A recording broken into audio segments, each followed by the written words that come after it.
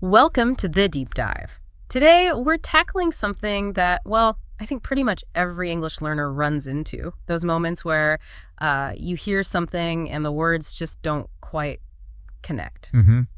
It's totally normal, isn't it? It happens all the time when you're learning. Absolutely. It's part of the process. And, to really get into this, we've been listening to an episode of the English Podcast. That's right. The hosts, Jack and Emma, they shared some really practical ways, some useful phrases for learners to handle exactly these kinds of situations. Exactly. So our plan for this deep dive is basically to pull out those simple, really natural English phrases, things you can actually use straight away. Yeah, think of it like adding tools to your communication kit, something to give you a bit more confidence when things feel a bit unclear. Right. We want to help make your whole English adventure feel a bit smoother, Oh, definitely. So let's dive in. What's the first step? Like, what are some polite ways to just ask someone to say that again when you haven't understood? Okay, yeah. Well, Emma on the podcast, she mentioned her sort of go-to phrase. It's just, sorry, could you repeat that? Ah, nice and simple. Super simple and polite, right? That sorry at the start just softens it, shows you're being considerate. That's a really good point. That little sorry does a lot of work in English, doesn't it?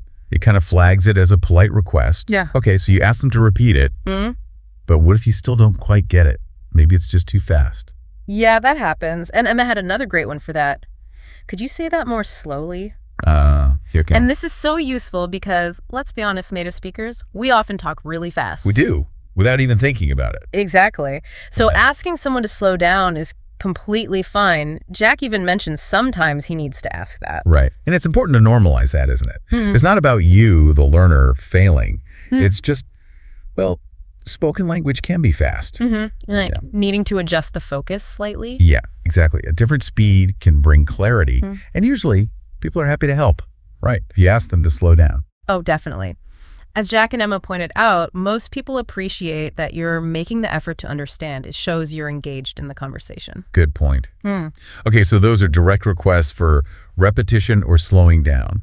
What about more informal ways? Maybe you don't want to sound too formal. Right. Well, Emma told this story. It was quite relatable, about being in a coffee shop. Okay. And the barista was talking super quickly. Her response was, I'm sorry, I didn't catch that. I didn't catch that. I like that one. Yeah. It feels really natural, doesn't it? Not stiff, but still polite, friendly. It is friendly. And didn't catch that is interesting.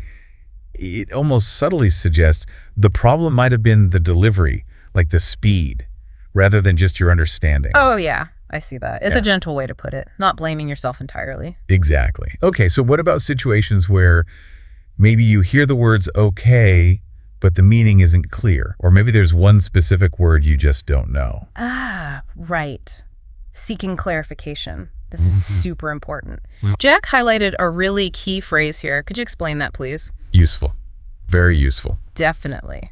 Especially for new concepts or maybe complicated ideas. He even said he uses it sometimes when he's watching YouTube videos on unfamiliar topics. That's great. It shows everyone needs clarification sometimes, even proficient speakers encountering new stuff. Totally.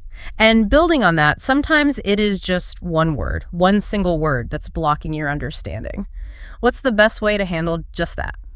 Well, Emma's advice here is spot on, I think. Just ask, what does word mean? Simple as that. Yep. Direct, clear, gets the job done. No need for complicated grammar. Just point to the problem word. Right. Like Jack said, sometimes understanding that one baby step, that one word, is all you need to unlock the whole sentence. Makes sense. Now, okay, we have these phrases, but actually using them in the moment, that can be the hard part, can't it? Feeling shy, maybe? Worried about bothering people? Oh, absolutely. That hesitation is real. Emma shared another story, didn't she? About being at an airport. Yeah, that's right. She needed directions, felt a bit panicked, but she asked the worker, could you say that again, please? And how did it go? It went well. The worker was happy to repeat it. Emma called it a small victory. I love that framing. A small victory. Because each time you push through that shyness and ask, it is a win. It really is. And it tackles that feeling of, oh, I don't want to impose, but they both stressed. People generally are happy to help.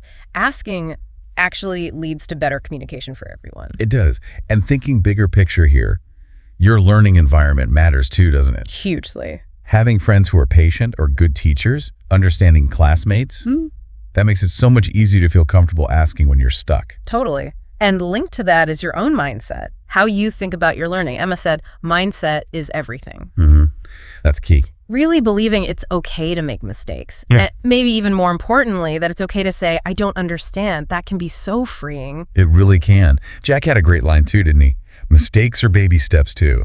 Yes, I loved that. Reframing mistakes not as failures, but just steps, part of the journey. Exactly. Takes the pressure off and encourages you to just, try things, ask questions without judging yourself too harshly. Definitely. Okay, so maybe we should quickly recap those key phrases, the main tools Jack and Emma gave us.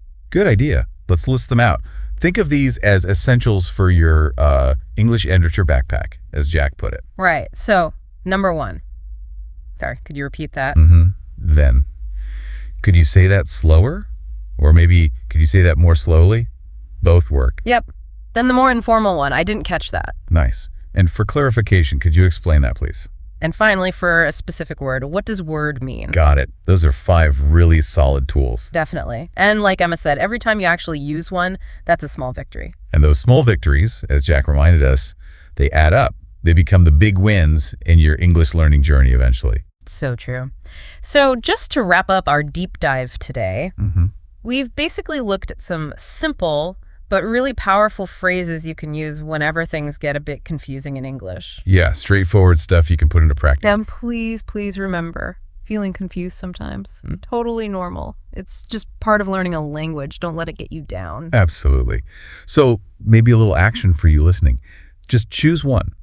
Pick one of these phrases we talked about today, and then actively try to use it. Look for a chance. Taking that one small step today, well, that's how you build momentum. Exactly. We really believe you can keep growing and learning. So, stay curious, keep practicing, and just embrace every step of this English adventure you're on.